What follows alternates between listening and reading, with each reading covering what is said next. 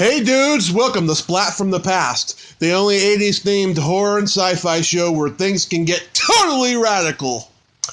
Now today I will be welcoming a Renaissance woman of Hollywood, and I do not say that lightly. I mean an amazing, inspiring woman, Marneen Lynne Fields.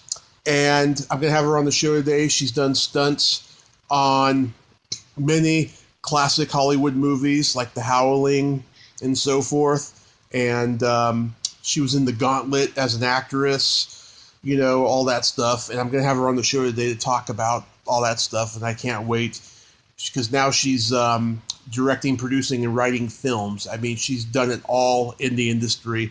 And it's going to be pretty fucking sweet to have her on and stuff. So yeah, here is my interview with Marneen Lynne Fields.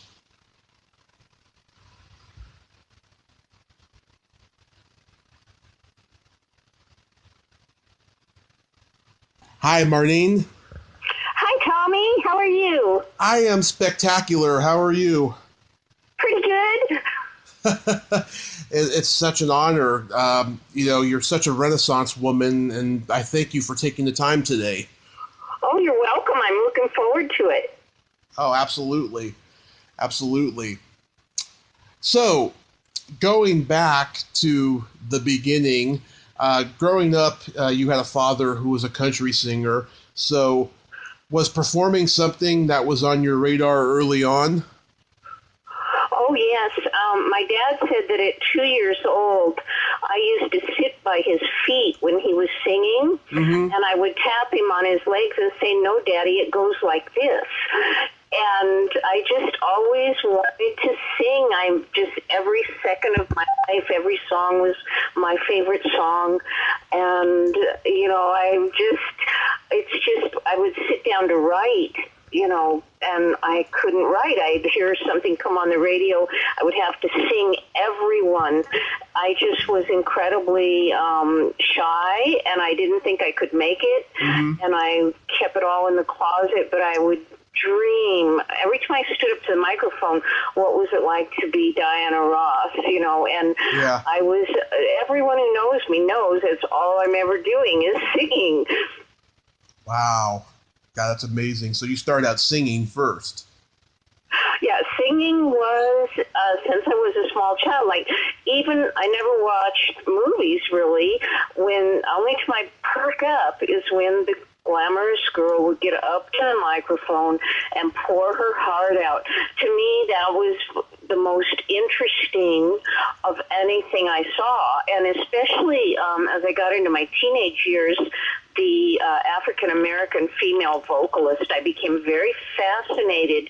They're so great. They have like extra holes in their head. They're more talented than any other singer, I think. And I'm fascinated with all African-American female vocalists. Oh, wow. Yeah, I'm a big fan of music, too. I love music. So That's good. What kind of music do you like? I'm into classic rock, you know, the kind of music my parents grew up on. I've always been a big fan of that. Oh, yeah, that's great.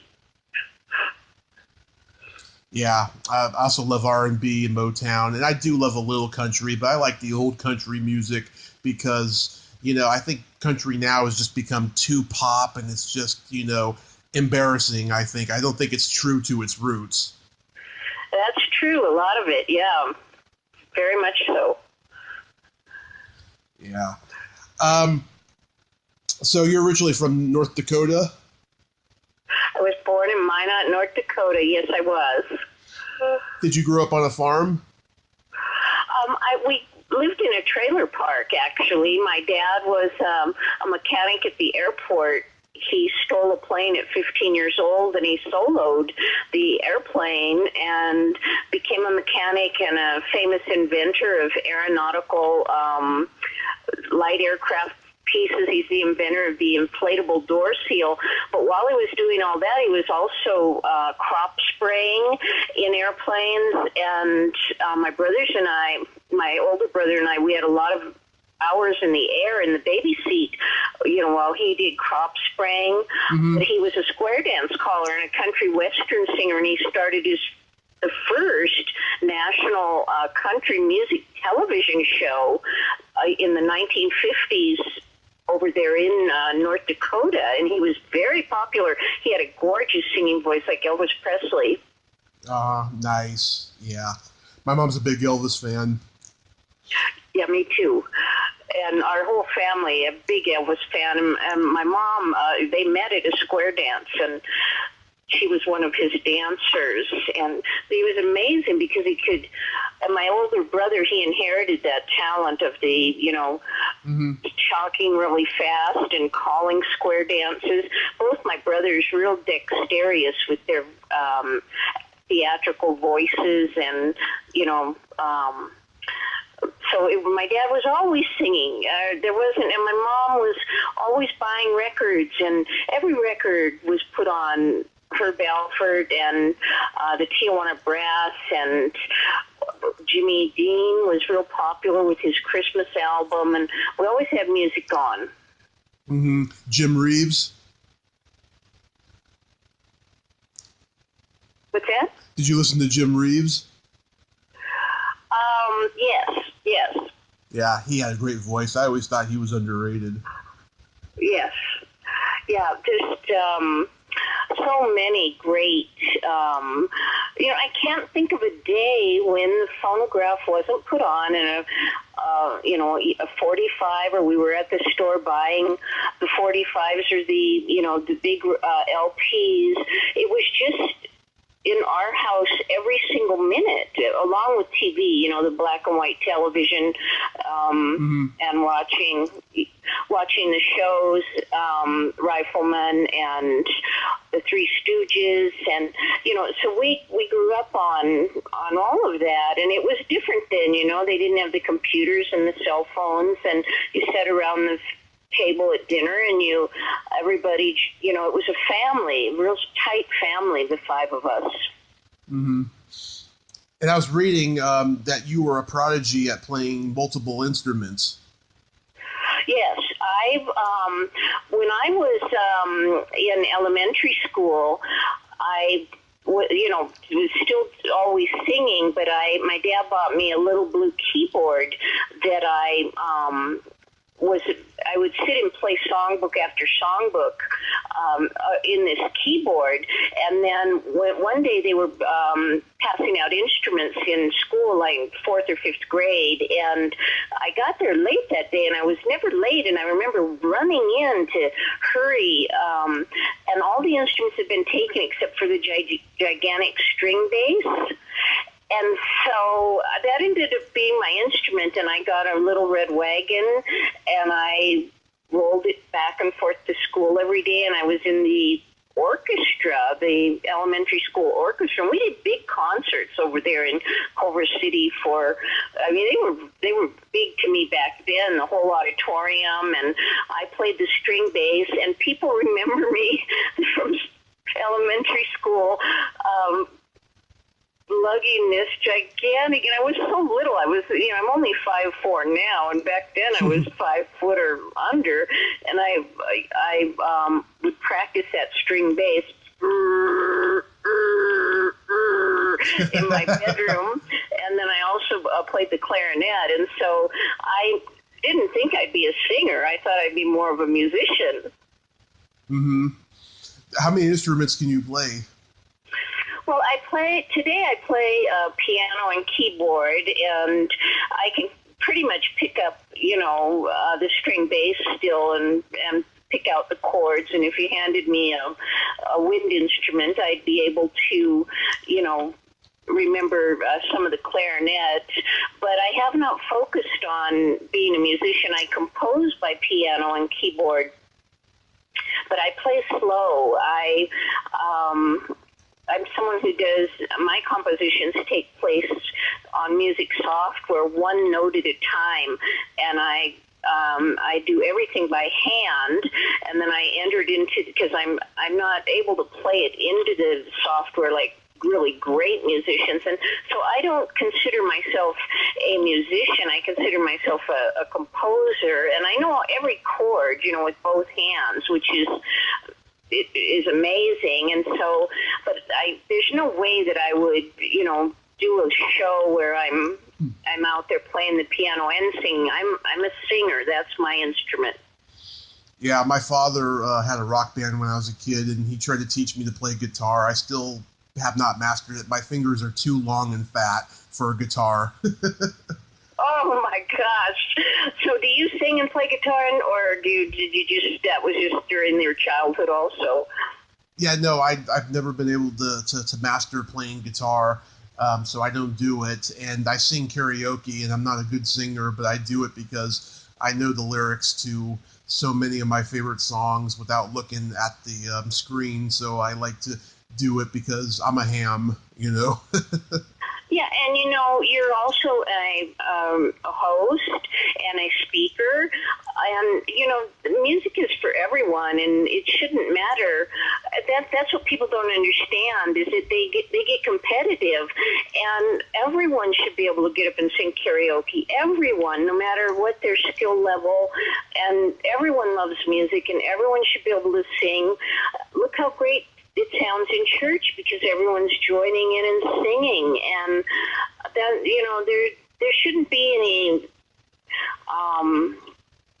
I'm better than you, and only I can sing. And I've recently was in a music festival, and I couldn't believe how competitive, people were scared to give a compliment, and everyone was competing like they're going to be the best singer there that day. And it was like, that was for a charity event. Everyone should have just been, it's not about, I'm going to get up there, and it's not a competition. It shouldn't be a competition. It should be being the best singer you can be, enjoying it with all your heart, and that's what I do because it's a miracle I sing at all, and I get up there and I just try to do my very best, and singing is the most challenging. I just love it. It just lifts my spirit. It's the most challenging of anything I do. I don't enjoy other things that I have to do professionally like I do singing also, and so that's kind of what you need to follow. Absolutely. You gotta, as Jerry Seinfeld would say, you gotta pick the torture that you're comfortable with and go with it. And it's just so much fun for me. And I heard Frank Sinatra say he found it real challenging. That singing is such a challenge, and that's why he keeps singing. And one thing good is, you don't have to put an age on it, and you don't have to put you can. Well, you don't have to be perfect. You don't have to be, you're not a supermodel to be a singer. You can have a difference in your appearance and still be accepted and still get a chance. But I've really trained at the singing too, and no, it's what I do, and I want to do it forever. And you will. Thanks. Of course. I also read we have something in common here. You lost 80% of your hearing as a child. Yes, in fact, I'm in a new device. I lost the hearing in my left ear completely at 18, and then about 1999, I went through a tremendous amount, and my mom had been missing, and she was found, and there was a great deal of stress, and I ended up both times from a throat infection. They found out last year that I'm missing the left eustachian tube. Now, when I lost the hearing in the left ear at 18, they had to use a baby size through the nose, up across the eyebrow, and out the ear scope. And they said it just didn't grow. Well, now it's not even showing on the x-rays, so I don't equalize. And, losing the hearing and being I'm severely hearing impaired, artist, stunt woman, actress, has been very, very devastating for me, and caused great depression and tearfulness. And so when I lost the other half of the right ear, and when my mom was found, I didn't think I'd ever sing again. And everyone was Mickey Mouse. Whitney Houston was for months. Whitney Houston was Mickey Mouse. Every TV show I turned on, everyone was Mickey Mouse. I had like this major, massive collapse inside my brain. And they just said, it's just unfortunate. But today, shortly before I was calling you, I've received a device that I've put in my right ear, and I'm hearing you pretty good. It's a little muffled if I have to ask you to repeat. So do you also have massive hearing loss? Okay, so when I was born, I was 2 weeks overdue. I have a rare growth disorder called Simpson-Galabi syndrome, which means my body is my internal organs are older than the rest of my body, and I look older. Like when I was 5 years old, I looked like I was 10. Oh. Yeah, and I don't know if this is part of it, but when I was born, my ears were closed, and they thought that I was deaf at first. But as it turned out, it was just part of something during the delivery. And so from the time I was just a few days old, I had to have tubes in my ears. And then when I was 10, I finally had the tubes taken out, and I've never needed them again. But I've had a lot of problems, since. Like if I'm in a swimming pool, my ears hurt, and I can't do that. I got to make sure water does not go into my ears, or else they're going to ache really badly. And when I was 21, I was listening to rock music on my headphones, and my ears started hurting me really badly, and I ignored it for a couple of days. But then my mother insisted that I go to the doctor, and I had lost about 80% of my hearing, and he told me if I didn't stop doing that it would be worse. I would lose the whole thing. So I stopped doing that. I stopped turning the headphones all the way up. That's what I did. And is that both ears or just one ear? Both ears. Oh, my. And so do you use any kind of hearing device to hear today, or are you perfect? Oh, thank God, no. When I was 27 or 28, I went back to the doctor, and he told me that my hearing was miraculously restored. Oh, that's so great. Yeah. Yeah, my ears. I'm deaf. I'm legally deaf, like a person is legally blind if they've lost most of their eyesight. I have less than one half of the hearing in one ear, so 3/4 of it is, and it is. When I first lost the first ear, when you use a hair dryer, you got that little ding ding on the thing you hang it on, it jingles. Well, I would go over and blow my hair on the right side, the left side where I'd lost the hearing, and then I bring it over on the right side and scare myself with that little noise because I wouldn't hear it on the left. But my husband, he's been very understanding about my hearing loss, and it's very difficult. And it's destroyed me. It's destroyed me emotionally. That's why I keep going. The reason I won't stop, and because I had sang so much as a child, I developed this perfect pitch and everything, and I won't quit because there's people out there whose voices deserve to be heard that have my hearing or even worse, which would be no hearing at all, which is very sad. And I didn't learn to sign, so maybe in the future I'll learn to sign, but I have to mention to everyone, and like I can't hear a film in the theater without using the closed caption.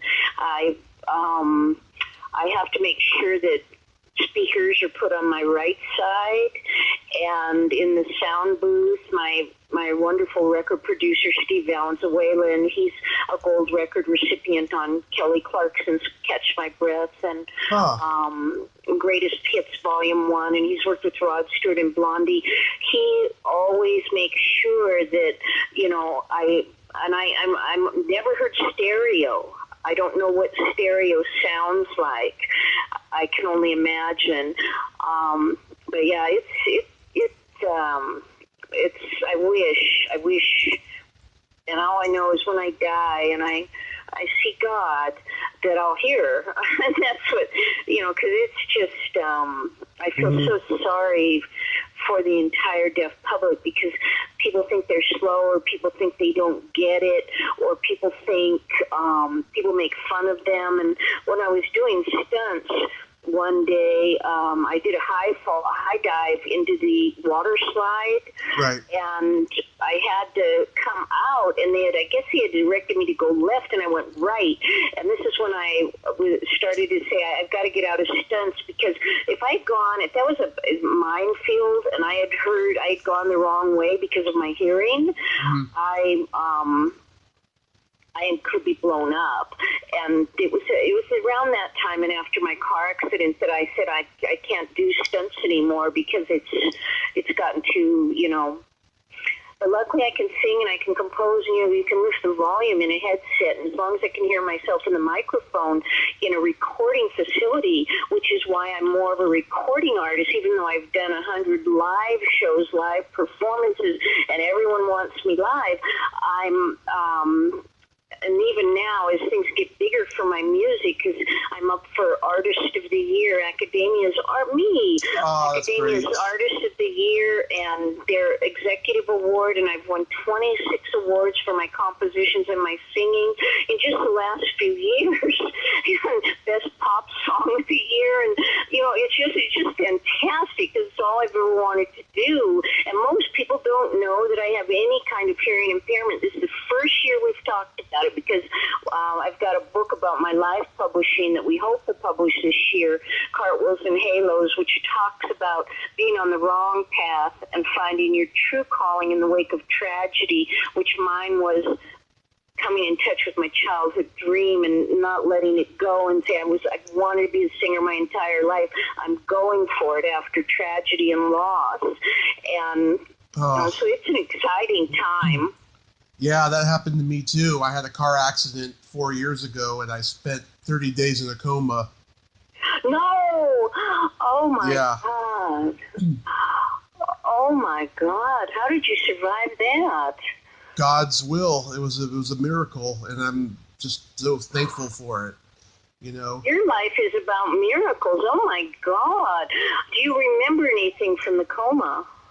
I just remember thinking, why am I not waking up? And just I felt like I was just living my daily routine, but something weird was going on. That's all I felt. That's all I remember.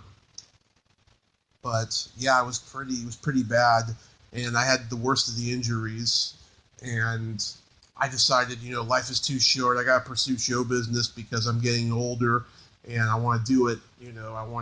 I feel like I can contribute. You really need to tell that story publicly, because I don't know how many people awake from comas of that duration that are able to, function. That seems like such, oh my God, that's amazing. Yeah, I'm just so lucky. Every day I'm so grateful for getting through that. But let's talk about your stunt work. So, how did you begin doing stunts? Well, when I was back there in elementary school, I was also, a top athlete, an all-star softball player, and I started doing gymnastics, and the kids would line the block, and they would count how many times I could walk on my hands around the block, and they would follow me. And there was always a bet going on that I would could outrace even the tallest kids, including my older brother, and they would bet, a little bit of money on me, and I would always win. And I just was just like this very dexterous and athlete and the athletics took over, and they shut the music aside. And I got into junior high school and high school, and I was one of 3 women in the United States that was in 1973 that was awarded an athletic scholarship in gymnastics. They didn't give gymnastic scholarships to women back then. And at 15 years old, I started the first Parks and Recreation gymnastics program for children, even handicapped children of all ages, and blind and deaf, and also very, very small, 2 years old, and then also into adults. And I had this massive following as a gymnastics teacher, along with being a competitive gymnast. And I did that both in Ventura County and also at college at Utah State. And I would come back and forth, and I would do this. Well, 3 years into college, I had a fall off the balance beam, and I had a cavus tendon put into my ankle, and I could never compete at the level that I had competed. I was 3rd in the nation up there on floor exercise, 3rd all around, advanced class 1 all around, and 3rd on balance beam and floor exercise. So I moved back home after the ankle surgery. My brother met a stunt man, and he went down to the stunt school, Paul Stater's stunt school, and he says, I can't. My brother was 6'3", and he had a tryout with the Rams, and he was a middle linebacker, and he became a sports broadcaster. My older brother, Bobby Fields, and. But he says he couldn't do the, stunts because here I'm a foot shorter, and I'm a gymnast. I'm a real gymnast. So I'm one of the only gymnasts that ever came out of the, back then in the 70s that was, and so I said, well, I'll give it 6 months to be a Hollywood stunt woman, and if it doesn't work out, I'll go back to college because I still had my scholarship and everything, and I had 3 years of college. So 6 months to the day, I got the movie of the week, The Spell, doing the backward high fall off the rope in the gymnasium, and I also landed one of the acting roles.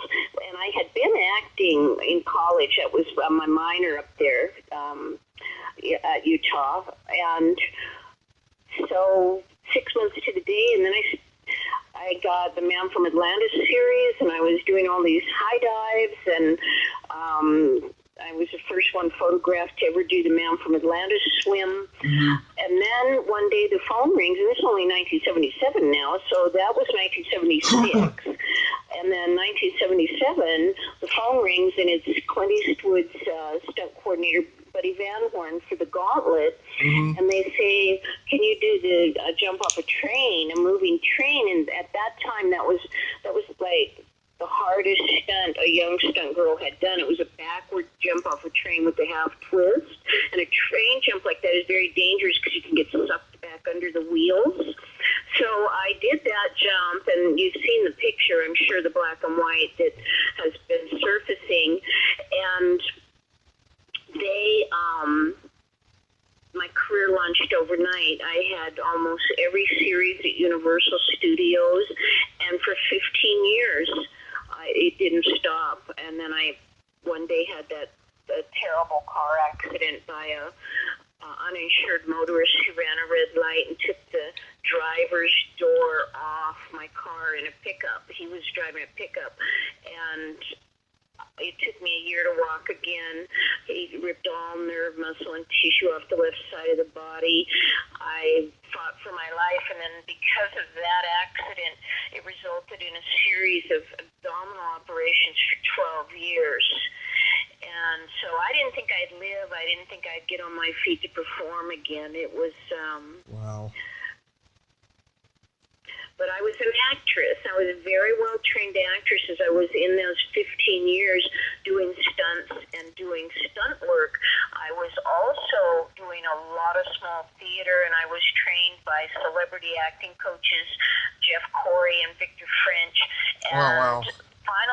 mid-'80s, 85, my acting career started to take off. So I almost became the first woman to come from stunts to really become a Johnny Depp or something. And I was getting co-star roles in Movies of the Week and guest stars, things. Then I had the accident and lost everything for 12 years. And so it was during that time that which is what the book's about, Cartwheels and Halos, a true Marneen Lynne Fields story. It's about, you lose everything, and the phone goes from ringing off the hook in this big, exciting life to nothing, to crawling on the street, basically, and unable to walk across the kitchen floor without heights of excruciating pain and bleeding to death and staples in your stomach, and it's completely humiliating and completely devastating, and you lose all self-confidence. You become incredibly vulnerable, and it was horrible. I wouldn't wish it on my worst enemy. Yeah, oh my God, but that's amazing. I think that the 70s and the 80s was like a magical time for stunt performers in Hollywood, because you had all these heavyweights like Dar Robinson and Gary McLarty and Tony Epper and his family. I mean, those were the best of stunt performers. Oh, yes, and I met all of them, and I worked with Dar Robinson, and, I've worked with the Eppers years back, and, oh, yes, and the thing that's so great, and last August, just 6 months ago, I won a legendary stunt award, that big gold disc you see on my page, from the International Action on Film Festival, and that was that was a lifetime achievement for what I had accomplished in stunt work, and it was just fabulous. I just an amazing evening, but stunt people are starting to get the respect, and there's a lot of respect that they deserve, because we're hitting marks at high speeds and high distances, and in uncontrollable environmental circumstances on a regular basis, and the timing needs to be split timing. And I was able to do stuff in one take, and you have to be able to do stuff in one take if you're gonna, and I being my gymnastics talent. See, I wasn't a car stunt woman. I was a human cannonball. Mine was all human body stuff. Yeah, like Evel Knievel type of stuff. Right, exactly. And, I just can't even describe to you and I broke down, after the accident and rupturing internally, and tissue tried to grow, and what grew into 19 different tumors in my abdominal and pelvic area that had to be removed over they cut me open 5 times, 5 cesarean cuts, and stapled my stomach back together. And I was just dangling by a thread as it was. I couldn't hang laundry or turn my head to the left for over a year, the first year. And having your accident in the coma, you're hit with steel and tons. It's the weight of the object times the speed of the vehicle that hits you, and a human body isn't made for recovering from that. Mm-hmm. Yeah. PTSD, and I have PTSD today because I have the Army veterans that never get out of the chair. I have that, and it's a miracle I'm able to function, and it's I'm really nice. I'm a really nice person, but it's very, very difficult for me. They said Billie Holiday, if they could just get her on stage to sing. She was amazing. And she had issues with, I think, drugs. I think that she had various drug problems. But I've come a long way, and I stand strong today. But it's taken me my feet. I never thought I'd walk again. I never thought I'd ever perform again. I never thought I'd, and so it's just, it's all okay.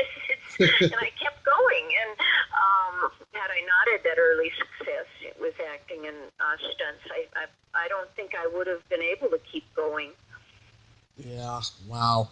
Do you know Spice Williams? Yes. Yeah, she's been on the podcast. She was telling me that for years she's been trying to get the Academy to recognize stunt people.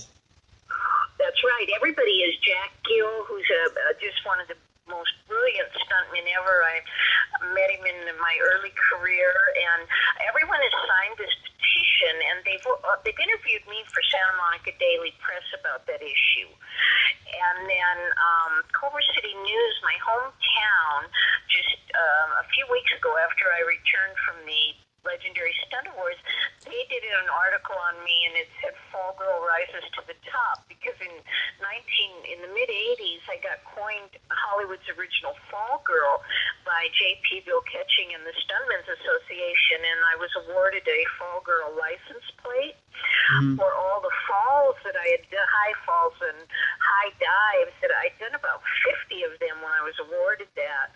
And they said, "You are the Fall Girl," and so everyone called me that, and I put it on my car. And so it's so exciting that after everything that all this stuff about the Fall Girl has come back to life, and all of this recognition of what I did in industry has, and yes, they do deserve an Academy Award. Oh my God, I can't believe that they've never gotten one. I agree. Not just they deserve a Best Stunt Man of the Year, a Best Stunt Woman Academy Award, Best Stunt Director, Best Stunt Ensemble. Do you know why the Academy has never added stunt people? I don't, but I'm guessing because it's probably because when you see a movie and it's suggested that the movie star of the movie is doing this crazy stunt, all you see is the backside of the stunt performer, and I guess they just don't want to recognize that, and they don't want to count them as part of the movie. I'm guessing.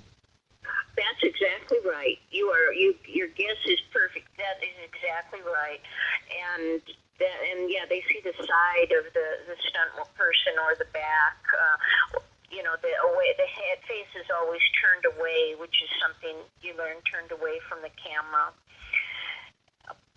And you look at Debbie Evans, some of the things that she has done, so amazing. And a lot of these people came out of the stunt school that I went to, and she's mainly cars and motorcycles, but oh my God, and she's still, doing that, like the Ebbers, but I was injured too badly. There was no way I would ever turn a flip-flop or I would never do and that was because I was on the wrong path. That's what my book's about, and I was to find my true calling.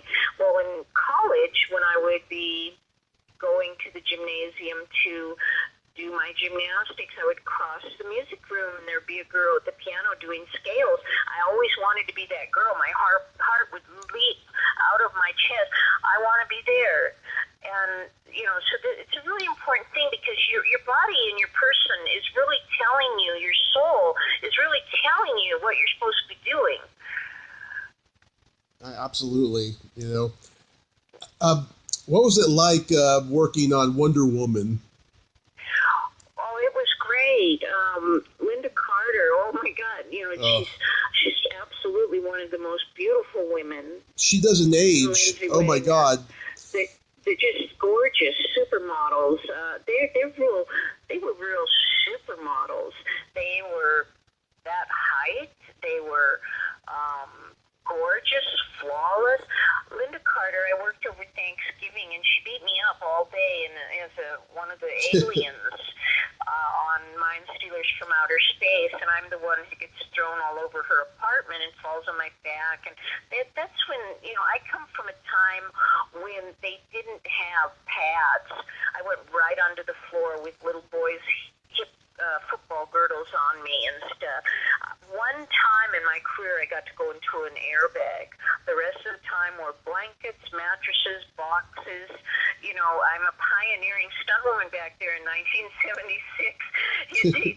I didn't have jerk-off cables. Now, today, if someone did that, Wonder Woman beating them up, they'd have the spring floor, and they'd have the foam padding, and they'd have the mats to fall on, and they would have the jerk-off cable. My legs did those for my gymnastics. I had springs in my feet. And so she was great, and she bought us all a turkey that day, and she got in there, and, I loved working on that show. That was the only episode I did of Wonder Woman. I got so busy on other shows. Mm-hmm. Was Deborah Winger there? What's that? Was Deborah Winger on the show at that point? Was who on that show? Deborah Winger. Deborah Winger on Wonder Woman? Yeah, she played her sister. Oh, no, I didn't know that. Yeah. Oh, I didn't know that. And no, she wasn't in our episode. Mm-hmm. Then you... But, I believe one of the Eppers was there that day, and it might have doubled Linda. Mm-hmm. Jeannie Epper. I think yeah. Jeannie Epper. Yeah. Then you did stunts for my favorite werewolf movie, The Howling. Yes. Yes, I did. You said The Howling, right? Yeah. Yeah, I did stunts for both women on The Howling. Dee Wallace, who asked for me on a few different shows, and I've doubled Dee several times. And then the other lady, Belinda, yep. I did stunts for both of them. I've had them both on the podcast, Belinda twice. They are both lovely ladies. Oh, yes. Oh, my God. Oh, that's great. Yeah, Dee she is just amazing and everything. And I don't know Belinda, but Dee she's, now got a speaking thing of inspiration. And yeah. I did see her, but she didn't recognize me. I won Most Inspirational Song, The Best of Hollywood, and also Most Inspirational Song, The Best of Las Vegas, from the Hollywood Fame Awards and the Las Vegas Fame Awards. And I looked up, and I was down the red carpet, and I saw Dee, and then I looked for her later. I wanted to talk to her, but she was gone. She kind of came and went. Mm-hmm. Yeah, I know. Sometimes when I see her at horror conventions, she has trouble remembering me at first, but then she does remember me. That woman is so busy. I'll tell you. Aren't they both they were wonderful actresses in The Howling, and Dee has just done so many amazing acting roles. Oh, a lot, yeah. And Joe Dante, he's a genius. Oh, yes. Now, I met him. I went to their 25-year reunion and for The Howling, and I listened to them talk on stage. Again, Dee left before I could say anything to her. And Joe, I did catch him, and he remembered me and remembered my stunt work and everything that I had done, and it was just great. And they did an article on my work on The Howling on Diabolique. My husband is a film historian and freelance writer. Ooh. And he, I don't know if you've connected with him, but you should. And then... What's your husband's name? John Harrison. John Harrison. Yeah, he's Australian. And Lee Gambin, a friend of his, he wrote the book on The Howling. Oh, so you should definitely friend both of those since you're into the and film work, because they're both very good friends with. Lee is very good friends with both Dee and Belinda, and then my husband, he's writing a book right now on Marjo Gortner, the films of Marjo Gortner, and he interviewed Belinda for it. She's worked in some films with Marjo. Yeah, definitely. I'm a big Howling fan. I mean, I I love the franchise, and that would be great to connect with him. I'll connect you with both of them when we finish. Okay, awesome. That would be great. So, I live in Australia part of the time. Oh, you do? Yes, that's where I'm married. My husband, we live in Australia, and then I travel. I'm in Los Angeles today, and I travel back and forth every 2.5 or 3 months for my career and red carpet events and live performances, or whatever, acting. I'm still acting. I'm always doing something, and I'm very busy as a producer and director of music videos and things. Also, I have a company, Heavenly Waterfall Song Publishing and Productions, and I'm just booked, so every 2.5 or 3 months I fly back, I take care of my business in Los Angeles, and then I go back, and I got married, was a newlywed at 60, it'll be 3 years this March. Oh, congratulations, that's beautiful. Thank you. Yeah. And so my husband is a co-writer of Cartwheels and Halos. I chose him before we got married. We met online because he did an article on me, and he's done several. So to date, I think there's about 100 different TV and print interviews that are circling the globe. Wow, that's a lot.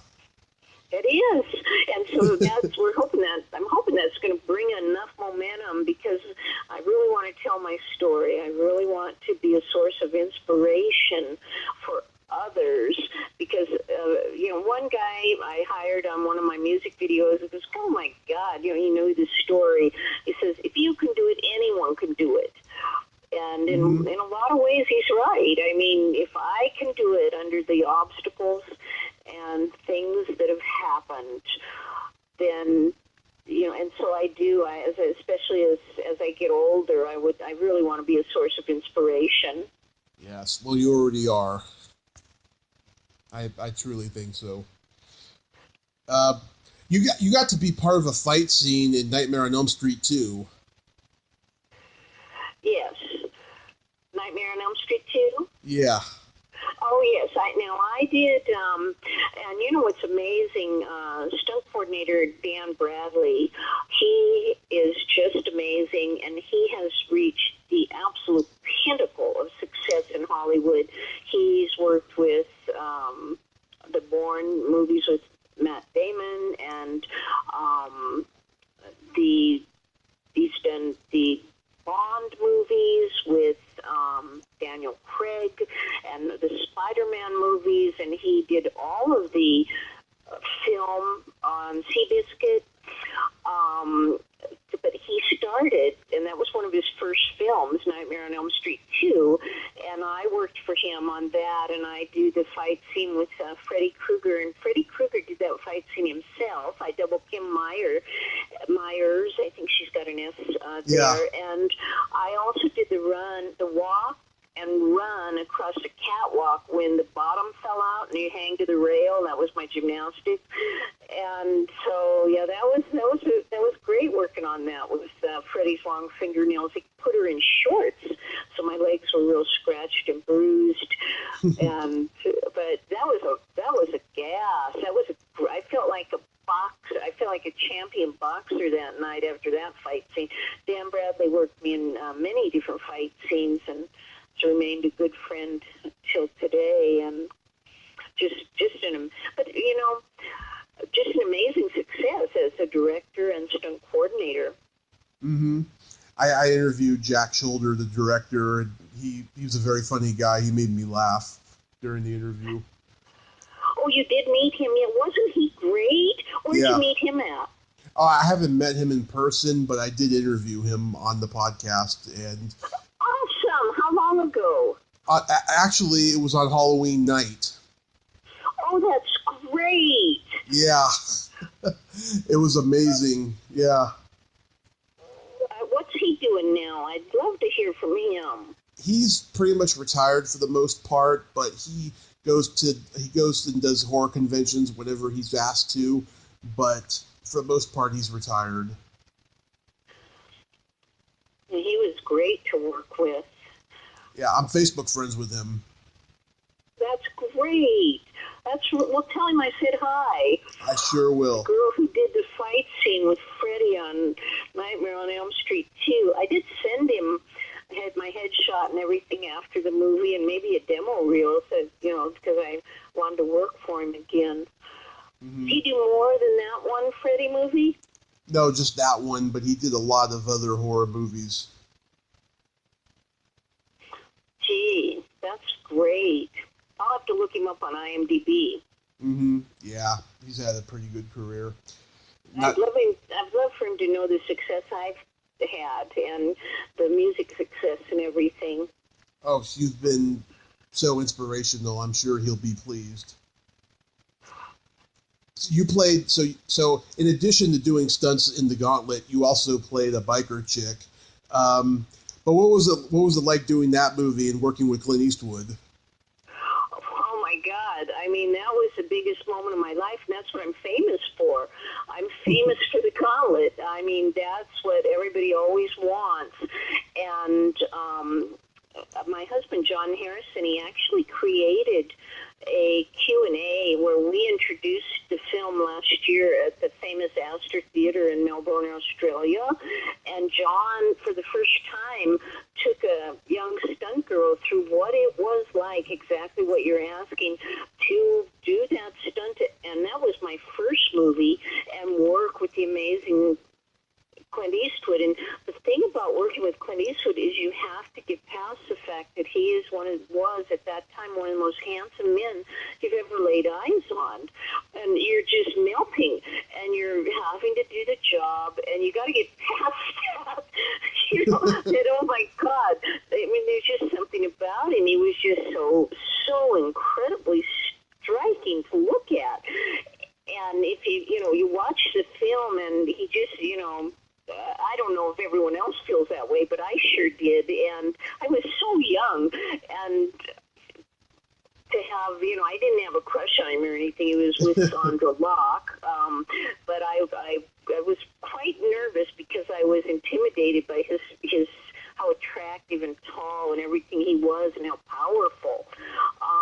So it was amazing to practice for the stunt. I went to the park down at the beach where the sand was, and I swung on the swings, and I jumped off of them and rolled in the sand, because in my character, that's what I went into, was sand. An interesting thing to note is the train was going about 50 miles an hour, so when you take off from an object going 50 miles an hour, and I took off backwards with a half twist, the body starts flailing and going that speed until the gravitational force leaves, and then you drop like a sack of potatoes, and you hit the ground at that speed still and roll out of control. Well, the props people, they threw in an old Coke can to make it look authentic and a few tumbleweeds. Well, my foot just barely missed hitting that Coke can because it was blind. I went out blind. And one thing is, when you go off of an object like that, you've got to go the direction of the object, because if you don't go to the direction of the object, you could get sucked back under. So it's very important to there's so many things to keep in mind, and you don't expect it to pop you. As you leave that object at that speed, making that twist, I was popped another foot or two into the air before I started to travel with the train. And the train was so huge and so intimidating that train is still, in my psyche, where I'm because we've, told the story for the book, and that's one of the features that'll go out in the publishing. And Clint Eastwood was wonderful. He was incredibly calm. He told me what he wanted me to do, and he loved what I did. After the stunt was over, the train rolled back, got out of the train. He gave me a big hug, and he said he loved it. And then they did an article on me, I think it's around 1988, where famous photographer Alan Houghton shot photos of me for Star Magazine. And this is where I was real close to making it as a famous actress. And she titled the article, Clint Eastwood's hug changed my life. And so that's out there in the public. Page 3 of Star Magazine, and I've talked to Clint Eastwood and sent him the article one year, and he sent it back to me through Facebook, and, so but again, he's somebody I would like, I hope he hears me sing and likes the music, and I've seen him at a couple big red carpet events where, like Burt Reynolds is in the room, and he's in the room, and Jane Fonda, and I got lucky enough to be sitting watching, and he waved to me, and both Fritz Manns, his executive producer, and Clint Eastwood were the best. They gave me still photos of the sequence of my jump that helped my career tremendously. Because as a stunt person, you look for work. You don't have agents. You go stage door to stage door on the big studio lots. You sneak on in the morning, and you take your photos, and you meet the stunt coordinators. You shake their hand. You ask them if they have anything you can do. That's how you get stunt work. Mm-hmm. Wow, I didn't know that you didn't have an agent for that. That's pretty impressive. And that was hard for me because I was so shy. And, I was just a gymnast that never said anything. And I did the sneak on, and I got enough to start my career. And I didn't keep doing it, which I could have, but it was just too intimidating. And, as a girl, you're all dressed up, and I'm 22 years old, and I've got my high heels on, and my Levi's are a dress, and the grips are hooting at you, whoo-hoo. You're on the backstage lot all by yourself, looking for the set number. And first you got to find out, you got to get somewhere where you see the call sheet to know who's coordinating what and hope they're there. Then you got to get in, and you got to be real quiet and sneak along the side and ask someone, is Gordon Clark here today? Yeah. And then and I mentioned Gordon Clark because the day he met me, and he helped me a lot. He got me big stunts on Rockford Files, big ones, jumps out of the jet on the run onto a runway on my feet, and as it was taxiing, and just getting thrown off a motorcycle onto my stomach on the just big stuff that James Garner directed and complimented me on. And he says, you're so nervous, you're breathing so hard. And he got me with the big answering service, Teddy O'Toole, one year. Mm-hmm. He just picked up the phone and said, she's got to be on there. And Gordon Clark, and he was James Garner's double for years. Wow. Yeah, I love James Garner. Me too. You did Hellhole. What was that like? Well, now Hellhole was my big acting job. That was my big co-star role. That if it had it broke, and it was right before things were going to videotape and DVD. It just missed it. It had that made it. My work in that has been compared to Sissy Spacek, and I'm on camera, tight close-ups and different things, 30 minutes. Now, on my IMDb page, there's a clip of that, and you can watch it, of just my scenes. And you'll be impressed. You'll go, my God, she should have been the next Johnny Depp. I had studied acting 8 years and done all kinds of small theater when I landed Hellhole, and I had just gotten off doing The 10th Man in theater, the theater circuit in Los Angeles, which was schizophrenic Evelyn, and I play the insanity victim who receives the chemical lobotomy from Mary Warnoff and Marshall Gortner in Hellhole. Mm-hmm. And everyone, all of my peers, she's destined to be a famous actress. I was reading for things left and right. Everybody was, and so my craft of acting, now this is interesting you bring this up, because I just published a book on acting. Mm-hmm. The craft of acting, the elusive craft of acting, an actor's preparation process, because I am an incredibly well-trained actress. I studied Stanislavski and Chekhov in depth. I've done 15 theatrical productions. I've done all these every size role you can imagine, from bit part to guest star, co-star, lead, and that's what I was doing before the accident and even after the accident. And I'm always acting. I act in several things. I've done some web series, and but I'm hoping that the book will bring some more respect. It's an ebook, and it's available on Smashwords and Amazon, and it just published just a couple months ago. Oh, nice. How's it doing? It's doing very well. I haven't started to market it yet because I've been so busy, but I've gotten it out, and it's had 200 likes, and almost that many in sales so far, just in a couple months. So it's, I'm hoping for it to, and I offer in the book, if somebody wants to have because I'm, acting is such a big part of my life, that if anybody does the book and they want me as a speaker on the craft. I'm a crafts person. It's the craft of acting. It's not just getting up there and winging it. There's a whole craft to it, and Stanislavski and Chekhov. And if people read my book, it's mainly geared toward the beginner, novice actor, director, or scriptwriter. They will get such a strong craft that no one can break them, because in this town you get broken.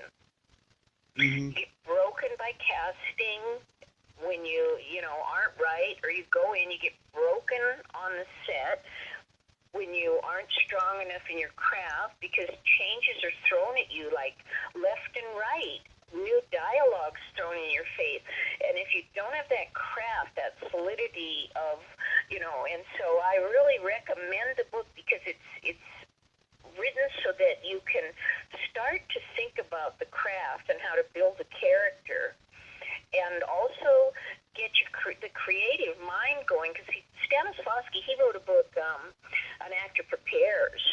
And mine is The Elusive Craft of Acting, because for me, it's always been an elusive thing, something you can't quite, not elusive like a fairy you can catch, the illusion, always creating the illusion. To me, that's what the great actors do, is they create the illusion of the character, and a preparation process. And for me, it's a preparation process. And if you go through these, so definitely pick up a copy of the book. Absolutely. I sure will. I mean, that sounds like you got something really good there. So what made you want to get into writing, producing, and directing? Well, that was because of the accident. See, I never thought I would walk again, and I was writing. I became a script supervisor during this 80s, and I helped edit a script supervisor's textbook for Jim Gelly Durgan, who is the creator of the NABIT exam for script supervisors. And I got very involved in script writing, and I went to Sherwood Oaks Experimental College, and I went to Hollywood Script Writing Institute, and I read books by Sid Field, and I started some screenplays, and that was in the mid to late 80s. And every time, I would get up to write, I would hear a song and I would have to sing. So a lot of writing got done, but it didn't get finished. And so after I had the accident, I then went back to school here to get my degrees and certificates in music and script writing, because I didn't think I'd ever get on my feet to sing. I didn't think I could make it as a singer. And, I was, because, and it's okay today. I'm okay with directing and script writing, and I've got a couple scripts that'll break, and a couple of my scripts have already won some stuff. And so, I'm really looking forward. I challenge myself, and some beautiful things coming that people will just be amazed at what's come out of me, and I'm amazed. And so the scripts, they got me in touch with the acting. When you're writing the dialogue, I was able to act even though I wasn't acting anymore. And Victor French, one of the best directors you would ever theatrical. I'm not a film director. I'm a theatrical director, and I need a cinematographer because I'm not the cinematographer, but I'm such a well-trained theatrical director, and that's what you need to really have a great, work with a great cinematographer with that theatrical direction. Victor French was the best. He was the co-star of Highway to Heaven with Michael Landon, and he was Mr. Edwards on Little House on the Prairie, and I worked with him very closely for 3 years. Wow. He was one of his actors, and he was just so amazing. He was an actor's actor, both him and Michael Landon. They were the real McCoy, and I got lucky that he chose me to be one of his students. He was a good actor. In a business that is notoriously difficult and chauvinistic, your body of work has the attitude of, I'm a woman and you can't tell me what I can or cannot do, and that's what I admire so much about you. Oh, that's really nice, because I don't take an attitude, and I'm happy. I love being directed, and I'm not a real ballsy person. I'm really creative, and I'm a perfectionist. So where I've maybe fallen down is I haven't been aggressive or assertive enough. I've always thought, well, the work will speak for itself. And so now I'm ready to, be a little better in my negotiations and reach out there and get the contracts and drafting the proposals. And I always come from that college standpoint of, I had such a great time in college with, putting together a marketing plan or this or that. And so right now I'm very busy putting together proposals for the book, and so I always try to draft. Oh, and I'm up for the Grammys. I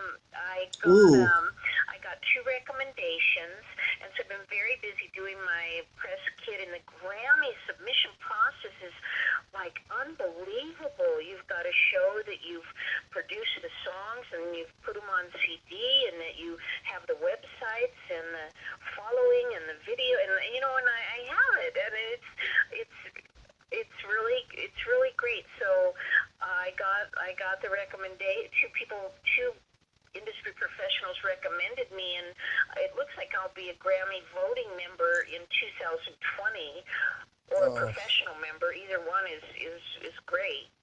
That's wonderful. That is just fabulous. That's the biggest news ever. And but I appreciate what you said, that you can't tell me what I can and can't do. I've had to adapt to disabilities and losses and come up with something new to reinvent and change so that I could still find a way to express myself. And like gymnastics, singing is very much like gymnastics, only it's just in the verbal part. I was throwing all those flips I'm throwing now in the verbal part, in the physical part, but I lost all that talent, so I kind of had to, but I really liked it. You said that you can't tell me what I can or cannot do, and I mean, a lot of people have tried. I mean, many have tried to say you can't do it, and they weren't me, and if I had the faith in myself that they had in me, I wouldn't have gotten to today. If I would have listened to, family members or boyfriends through the years, or even other peers when I was injured, and once everyone wanted to count me down for the count, and I counted myself down for the count after the accident and surgeries. But God has miraculous healing powers, and he's not finished with me, and I have a very positive spirit. And each day, something just got me out of bed. I wasn't one to lay around going. You see a lot of people. They lay around saying, it can't be done. I'll never get it. I'm not putting the energy up.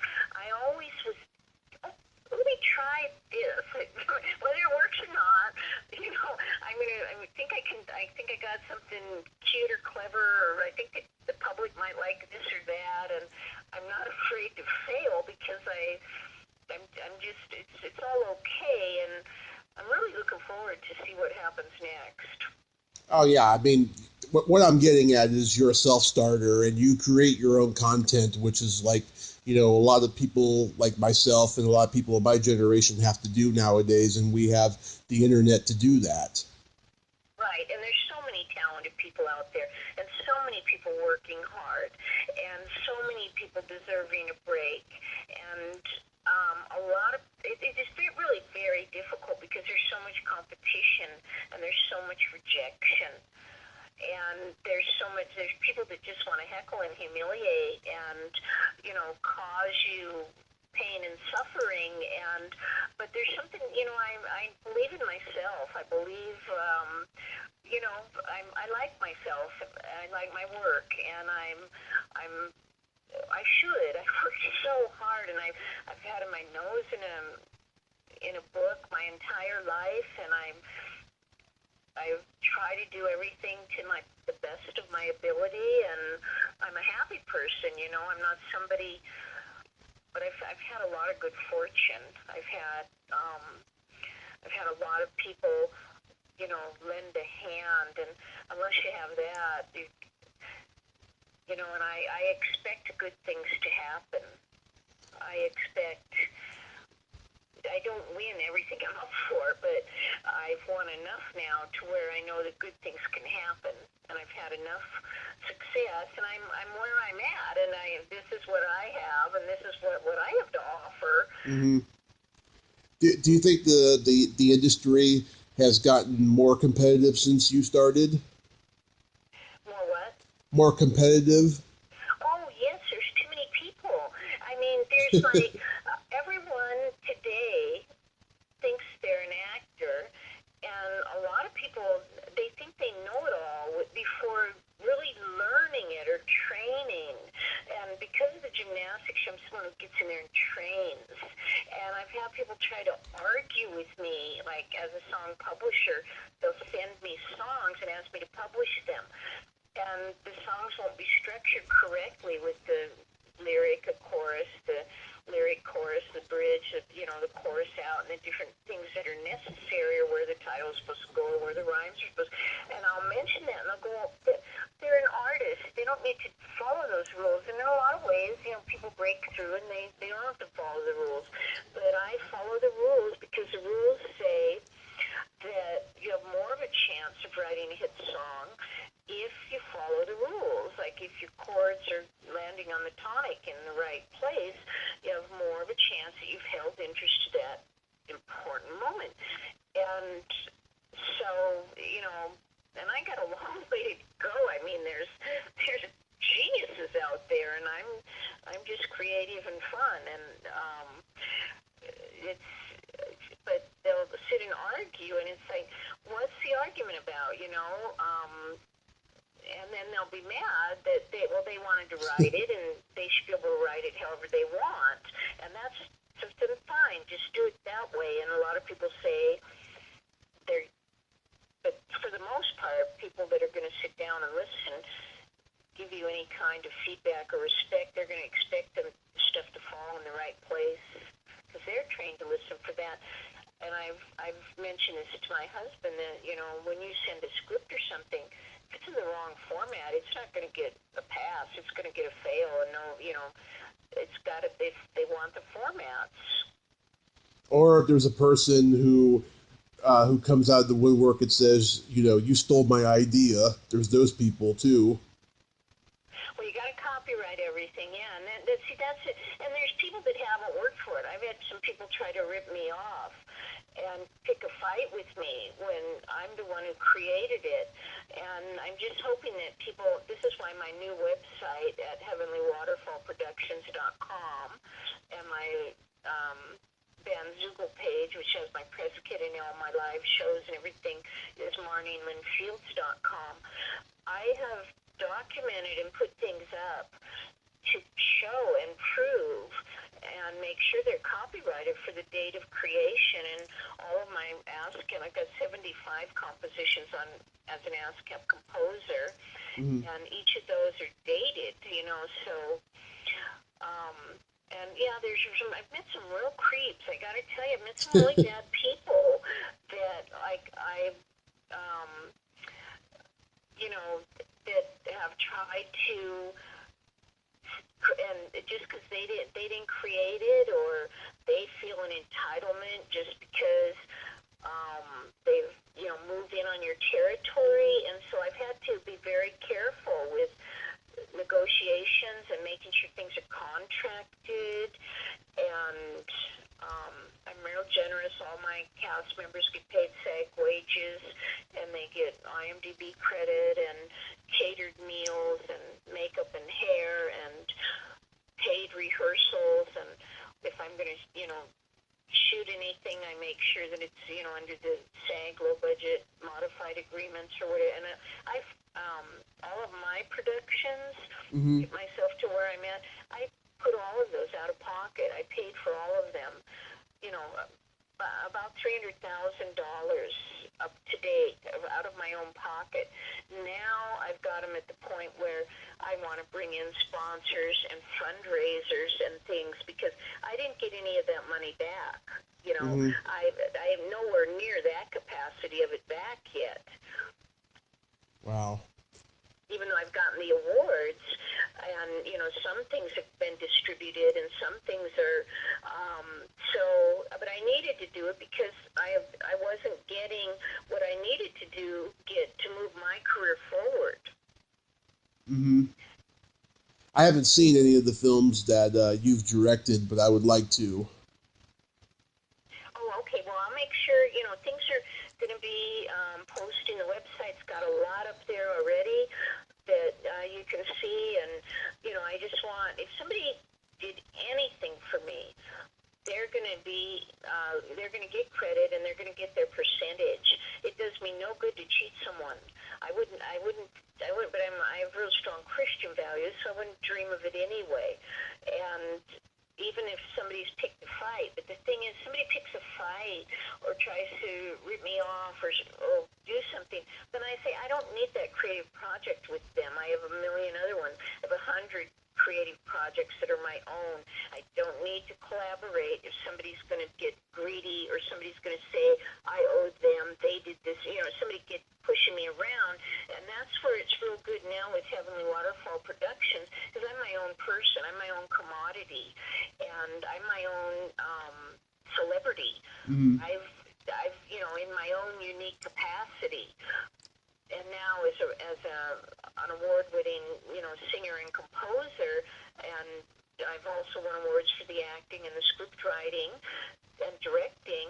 It makes me able to create my own stuff. I don't really have to be at the mercy of anyone. And this is when I think you can really come into your own, and that's what I'm hoping for. Marneen, you are a very big star. Thank you. Absolutely. The last thing I wanted to ask you is, do you have any projects? I mean, you've mentioned stuff throughout the show that you are working on or having come out, but is there any projects that in the immediate future that you want to plug? Yes. The reason I was born is I have a mother. Her name was Ruby Marie Ferris Fields, and she had a breakdown at 54 years old. She had a surgery and lost blood flow to the brain, and she ran away, and she was gone, missing for 9 years. We didn't know where she was, and she was under my care before she ran away. And she had just divorced my dad, and she'd been only under my care a short time. And they diagnosed it as schizophrenia, dementia, and Alzheimer's, along with a brain lymphoma. So I filed a missing person report the day she turned up missing in 1991. Mm-hmm. And I have written her story, but also she was found in 99, and I brought her home to safety, and I cared for her for 13 years until she died in 2014. And she has helped write her story, and it's called The Lost and Found Gem. And I'm about to finish the final draft on that script. I've had 15 major reads on that by Dustin Hoffman's ex-manager at Agape Film and Jessica Simpson's Papa Joe, Michelle Lee Productions, and several more. 15 reads, everyone. Oh my God, so heart-wrenching and beautiful. And I was born to do her film, and I'm hoping this will be the year that I can finally, I'm going to be producing the trailer right away. I've almost finished the final draft, and that's why I talk about formatting, is that when I first started script writing, the formats have changed now. You don't put in camera angles and scene numbers like we did years ago when I was first, real astute at understanding where I wanted everything filmed. And even though I will be the theatrical director of this, but it's a real-life horror story. And that's, that's a big project. Mm-hmm. But you don't know when your book is coming out? Yeah, my book has not been picked up by a publisher yet. I'm in the process of submitting the book to publishers to get it picked up. Then it would be probably another year. A lot of it is written, and that's the sample chapters and things that are going out to the publisher. A publisher is like the Grammys. These are big, they're big packages that you're presenting there. They got sample chapters, they got outlines, synopsises of the chapters. They don't just want now today you got to do the chapter, then you got to give them a synopsis of what each chapter is, and then you've got to give them also an estimated word count, and you got to have the fan base. You got to show them that this was some of the films too. You've got to show that you've got, so today, right now, I've got 20,000 verified and close to 40,000. And they want to see that you can help market it and how you're going to market it. They want all the work laid out for them, and then they say yay or nay, and they want the synopsis and the query, and I mean it's quite a package. So I've been working on Cartwheels and Halos has been a dream of mine for many years, and I got lots of music videos. I've got lots of songs publishing this year, and I've got more quick reference short nonfiction works that I've already written that are being put into ebook. I've got one on music and the craft of songwriting, lyrics first, an organizational guide to the craft of songwriting. I've also created a process of acting that is for business people that helps, can help business people. And that's finished, and that's going into ebook. And I've also got a script supervisor's quick reference nonfiction book that talks about using script supervisor techniques to write your script.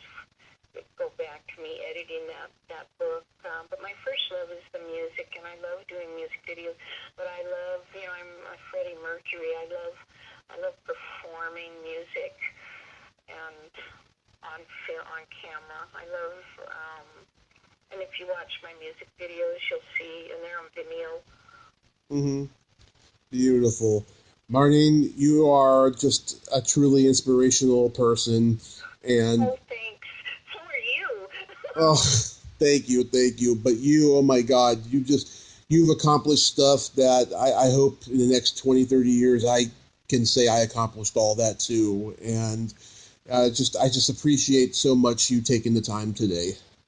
Well, you've certainly got the intellect for it. You definitely, and there, a person should be able to.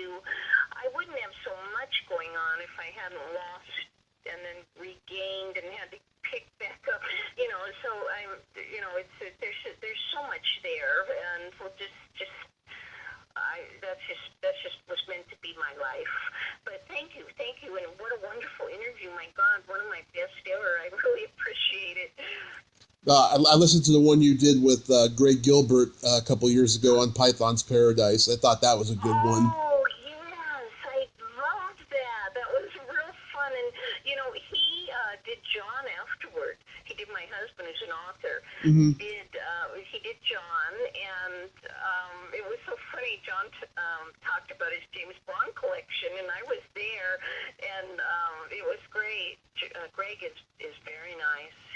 Very nice guy, and he and I have interviewed a lot of the same people and stuff, and he's just like me. He's very supportive of people that we grew up watching.